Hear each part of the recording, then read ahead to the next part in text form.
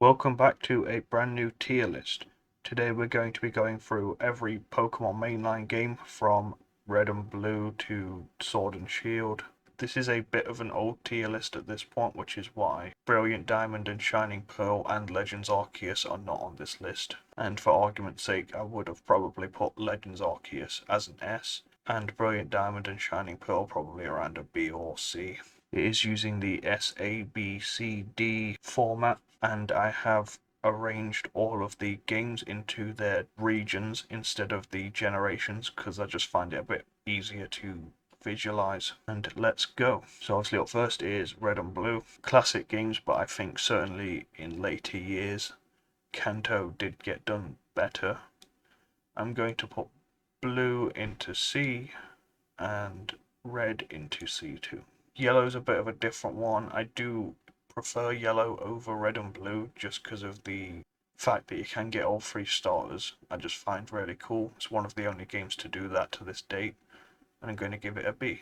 Let's Go Pikachu and Eevee are good revamps of the originals, I believe. I love the catching mechanics in this one, and the fact that shinies are quite easy to find. It does somewhat lessen the shiny finding experience, but to be honest, I don't mind playing these from time to time. I'm going to give Eevee a B and Pikachu an A.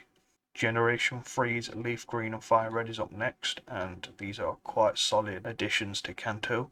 I prefer them both a bit better than the original Red and Blue, and I give Leaf Green a B and Fire Red a B. Now we're into Johto. Gold and Silver are both classic games for me. I'm going to give Ho-Oh's Gold a B. I'm going to give Lugia's Silver an A. Crystal I find to just be a better version of the two. I'm going to give it an S. Heart Gold and Soul Silver for me are both S tier.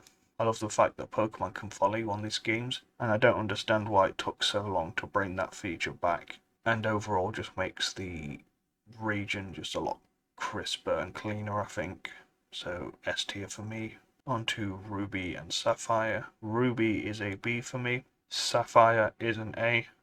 I just prefer the box art legendary of Kyogre to Groudon personally.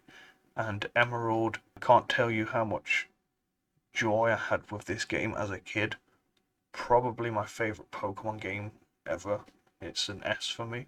Its remakes in Alpha Sapphire and Omega Ruby. Straight away, Alpha Sapphire, S for me.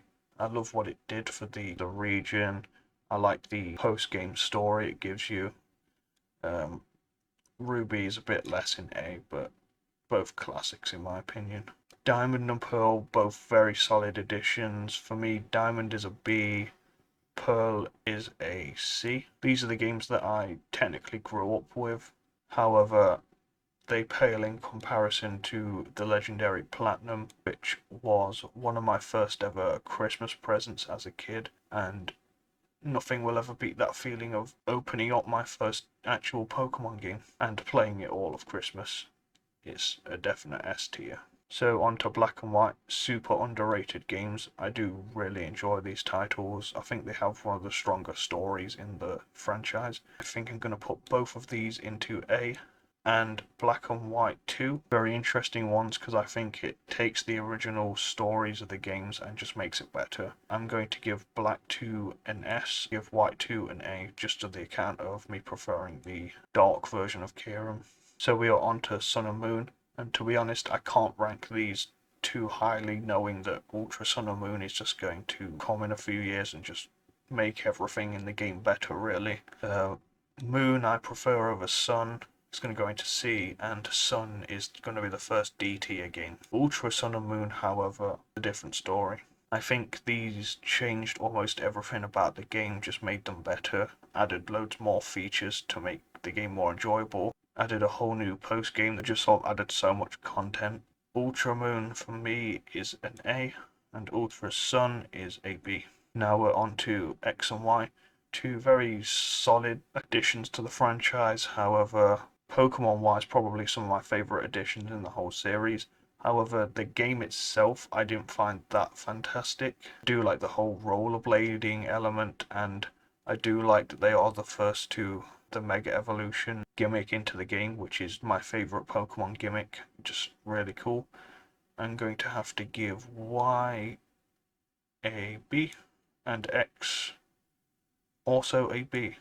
Now we're on to the final games in this list. It is Sword and Shield, and just by the account of me only having played Sword, I'm going to give that higher than Shield. I do know that these games probably added the most version exclusive stuff that we've really seen to date, as with the different gym leaders and things. I'm going to give Sword a solid B, and Shield for me is going into C. And there you have it. That is my tier list for the mainline Pokemon games. I hope you enjoyed. Let me know your favourite of the games, least favourite of the games, and thank you for watching. I'll see you next time.